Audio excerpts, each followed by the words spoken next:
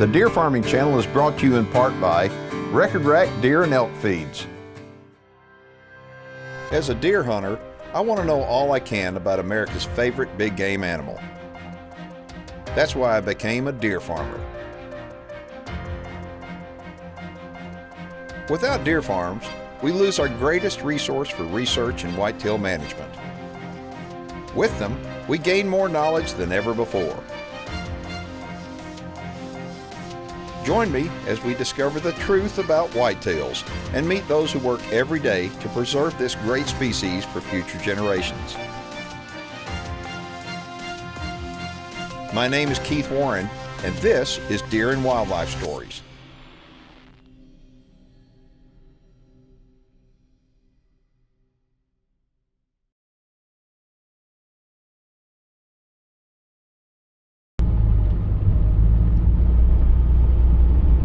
We are running late, and today it is going to be a scorcher.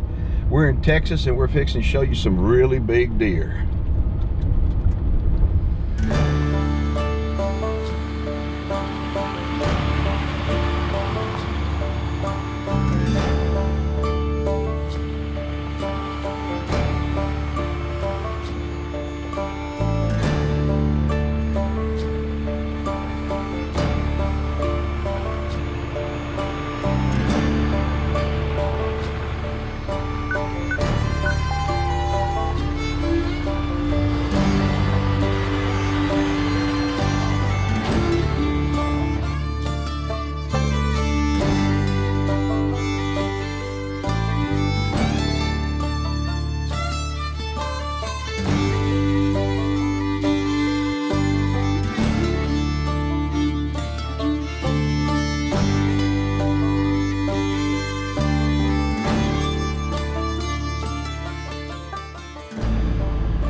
Boy, what a nice looking place. And looky there, he's waiting on me.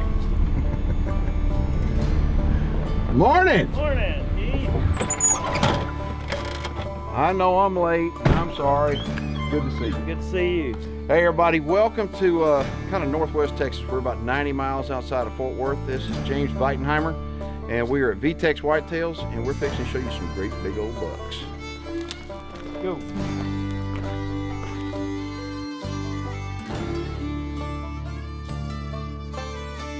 I'm James Veitenheimer, owner of V-Tex Whitetails. We're located in Windthorst, Texas, which is about 90 miles west of Fort Worth.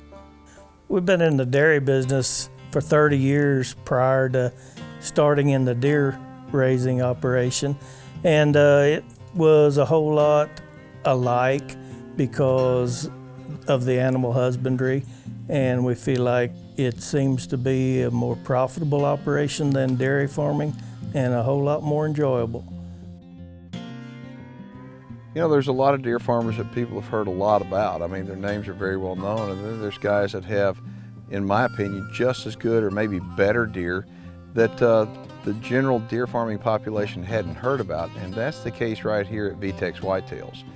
James is the kind of guy, he's quiet. I mean, anybody who's ever gone on one of these shows and walked up to his booth has seen some impressive deer, but James is a quiet guy. He's not boastful at all. And so, you know, coming out here for me was a real surprise. I saw the big deer, but then I saw how come really nobody is aware that he's even out here. This is in the middle of nowhere. I mean, this, although we're only 90 miles from Fort Worth, it looks like where the cowboys and Indians fought it out. I mean, we're in the middle of nowhere. And so for somebody to come out here, they need to hear about the place, and that's really my job. I want to tell people about this place. I want to tell them about the deer that James has got. James and his wife have done this thing on their own from the very beginning, and I mean, when you look at their deer, they are as impressive as any deer that you see anywhere in the country. The Deer Farming Channel is brought to you in part by New Dart, leading the industry in accuracy.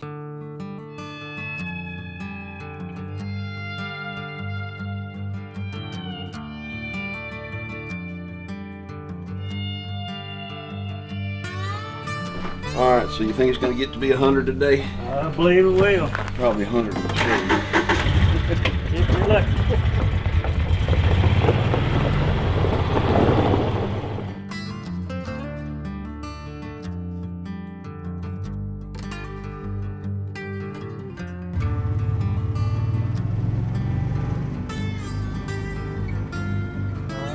Where are you taking me to first?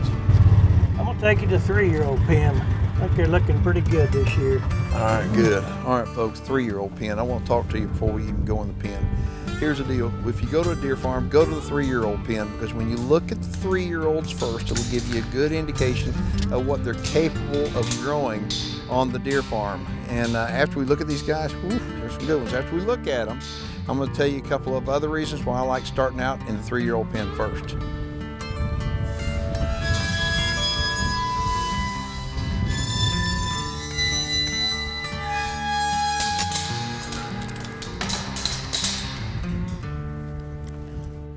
Okay, they're all 3-year-olds in here? Yes, every one of them. Now, they were all born here, weren't they? Exactly. Every deer on this place has been born here except one out of 400 deer. My goodness. And, okay, so there's one in there that, you know, when deer farmers are always trying to grow a deer that has the look, the quote, the look. And there's one deer in there in particular that to me has the look. And you know which one I'm talking about? Yeah, that'd be Wide Open. We named him Wide Open because he's probably 32, 33 inches inside, probably 32-inch main beam. And look at the mass on him too. I mean, that is a big deer. And you know, there's lots of big deer in here, and you can see all these deer, they probably score better than him. Right. But that deer has got the look, and that's what to me, that's what most deer farmers talk about that they're looking for. That deer out of all of them's got the look. Now, a lot of other ones are really big. I mean, you've got some real wide ones in there too with lots of stuff on them. And we'll probably breed with him this year mainly just to keep that big main frame and the openness, the wide width. We can breed him to some deer that tend not to have that. Yep. To offset it, and it'll be a good mix. So what they're trying to do here is they're trying to introduce those genetics of, you say his name's Wide Open? Yes. Okay. He's sired by my Plenty Wide buck. Okay, Plenty Wide. I was looking at pedigrees, the certificates that he's got. The Plenty Wide has sired a lot of deer out here. And so I can see where he picked up the width, but he's going to try to put that deer right there and some other deer to try to improve the offspring genetically in them. But that's nice. Now, there's a deer back over there. It's got a real nice flyer off of him. I mean, there's just some really nice looking deer. Now, these deer right here, let me ask you something. If they're born here and you raised them up to 3 years old, what are you going to do with them now? At 3 years old, we'll sell some of the biggest ones for breeder bucks. Mm-hmm. Use 1 or 2 for our own does. And a lot of them will be released out on the ranch to spread their genetics with deer out in the ranch to improve the whole environment process. The overall quality. And that's one thing that deer farming does, folks. Deer farming allows the landowner of a piece of property that has poor genetics to get a hold of somebody like James and really reintroduce good genetics. I mean, bring genetics in from deer like this and deer that we're going to be showing you on today's show and introduce them into your piece of property to where you can improve the overall quality of your deer herd. Those are nice looking deer right there. Thank you. Okay, if somebody wanted to contact you to find out more information on coming out for a farm tour, give them a telephone number. Just give me a call at 940-237-6353. Take a look at this. This is the way that they feed out here. They've got bulk feeders. These are bulk feeders that they wind up putting record rack in. And deer can come up here and nose up and they can get the feed out anytime, okay? Now, one thing that will happen a lot of times is deer, if any deer hunters out there will know this, a deer winds up going to a feeder or a water source, and that deer, there's a dominant deer, whether it's a buck or doe, will claim that feeder. And a lot of times they will keep the other deer, for example, from feeding, and that's one thing you don't want to do. You want to get as much feed in those deer as possible. So what he's done here, James has got a free choice feeder, 24/7 the deer can come, but he's also got this feeder over here. Take a look at this. This is just a trough. Now what happens, he's going to pour the record rack out in here, and as he pours the record rack out here, what that does, it splits these deer up. It gives them an opportunity that the bad boy in the pen, he may go over there and claim that protein feeder, but the other guys that are not as bad as him that need to eat, they're going to be able to come over here and eat. So it kind of spreads them out and it gives everybody an ample opportunity to get plenty of groceries. The Deer Farming Channel is brought to you in part by Record Rack Deer and Elk Feeds.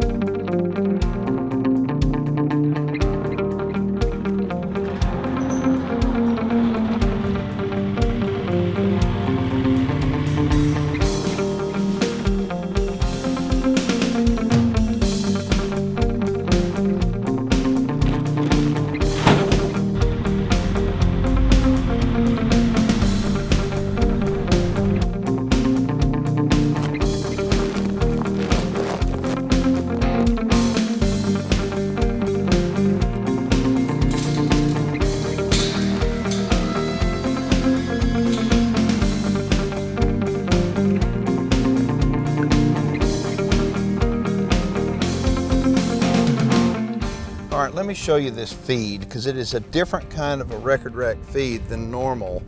This is a textured feed. All right, now I feed record rack pellets on my place and I have exceptional growth from the deer. I mean, they all look good, but why is it that you have chosen to feed the record rack textured? I feel like during the horn growth period, they need to eat more, consume more pounds of feed. And with the textured feed, pouring it in the troughs, I accomplished that. Because some of the bucks are eating up to 6 and 7 pounds of feed per day. Well, that's good. If you can get a buck eating 6 to 7 pounds a day, you're doing good, but you gotta have something they like to eat. And they do like eating record rack. Yeah, they do. All right, take me to the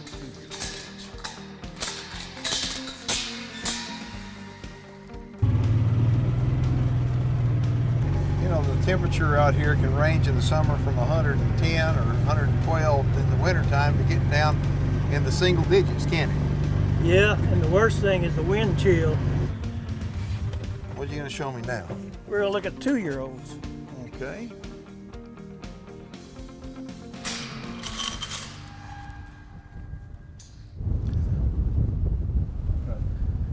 All right, so as we take a look at the 2-year-olds here, what I want you to do is I want you to realize that a deer, by the time he's 2 years old, really starts showing what he's capable of producing down the road. If you've got a great 1-year-old or a yearling buck, odds are he's going to turn into a beast of a deer down the road, given the right nutrition and given the right age. But if you've got a 1-year-old that's not so great, but he's got great genetics and you give him the right nutrition, sometimes at 2, they can really blow up. And has that been the case? Have you seen some deer do that? Occasionally, sometimes as yearlings, the yearling deer won't show their potential until they reach 2 years, and then they start to blossom. Yeah, I mean, I've seen deer, little old 6-pointers or 7-pointers at 2 years old. Ooh, you got some good ones in here. Come up, I mean, where they'll have a 10-point set of antlers or even better. But I mean, look at this. You got some really nice deer in here. How many are in here? There's 26 in this pen, and the best one, in my opinion, is the one we named Old West. He's about 30 inches inside. He has 4 drop tines. He's just going to be a tremendous deer, and he got an excellent pedigree to go with it. Okay, now, and who is he out of? He's sired by my Thorn buck. Oh, now Thorn, folks, Thorn is a piebald buck. He is a gigantic, matter of fact, somebody may take me on this, but I think he's the biggest piebald buck. I guarantee he's the biggest piebald buck I have ever seen. If somebody wanted to buy a 2-year-old from you, would you sell a 2-year-old? Yeah, I do sell 2-year-olds for breeder purposes. Okay. So if you're a breeder out there and you're looking at one of these deer and you're thinking, okay, that looks like something you'd like to breed with, give James a call, because I mean, some of these deer right here, if they're big now, I can promise you at 3 years old and the right nutrition, they're gonna get really, really big. All right, well, I've been looking forward to seeing them all day long, and it's time. Why don't you take me to take a look at the 1-year-olds? Let's go. All right.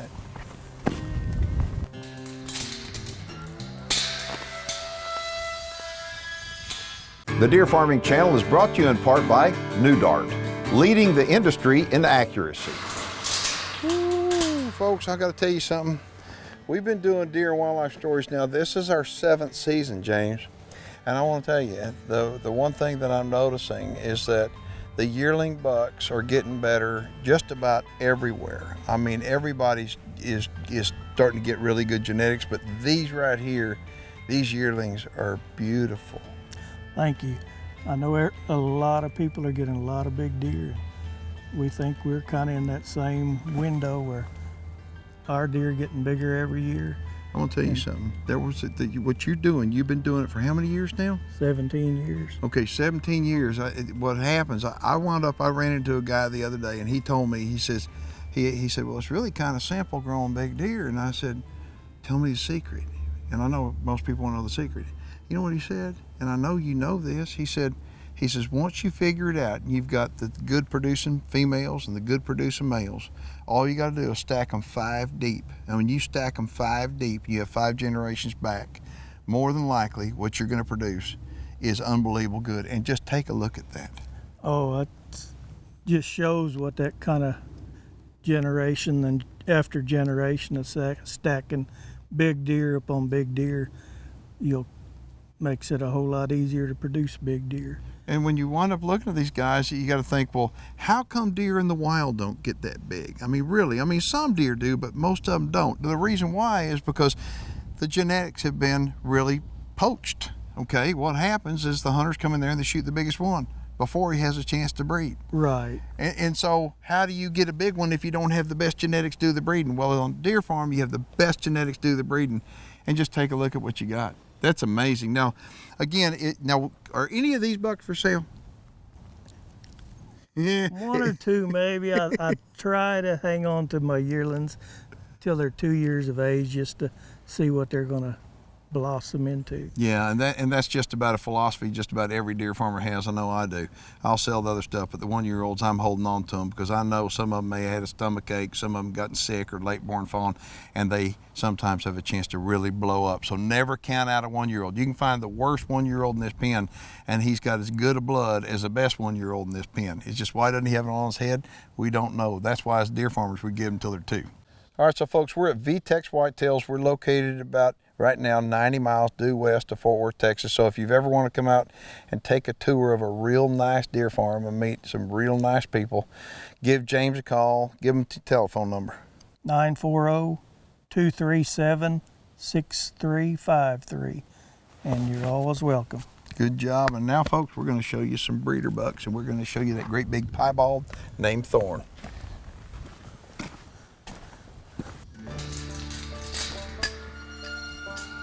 So these are the breeder bucks. Yeah, they are. It's Thorn, Suspense, and Dos Verde. Dos Verde. Is that what you said? Their tag is green too. That's Spanish for Dos green toe. Yep, I'll be doggone. I'll tell you what, look at Thorn. I mean, Thorn is a piebald, folks. Look at it. Look it down on the side.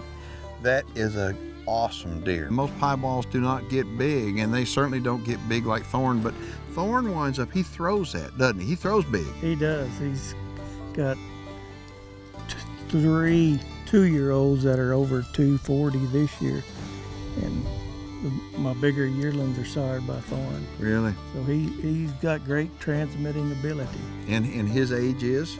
He's 4 years of age. Golly. Okay, and the other buck is Suspense. Tell me about Suspense. How old is he, and what do you think he'll score? Suspense is a 3-year-old. We think he'll be over 400 inches this year. He's sired by Plenty Wide, who was also born and raised here. Yep, going back to that Plenty Wide line. Now, well, thanks for showing me around, and y'all, thank you for watching. And if you want more information, you can get a hold of James. Give him a phone number. 940-237-6353. And if you've got any questions or comments about the show today or any of our shows, all you need to do is shoot me an email, and I give him a word. I'll get back with you. And again, thanks for watching. We'll see you next week on Deer and Wildlife Stories. Let's get out of here. We got to go eat some stuff. All right. I've enjoyed today.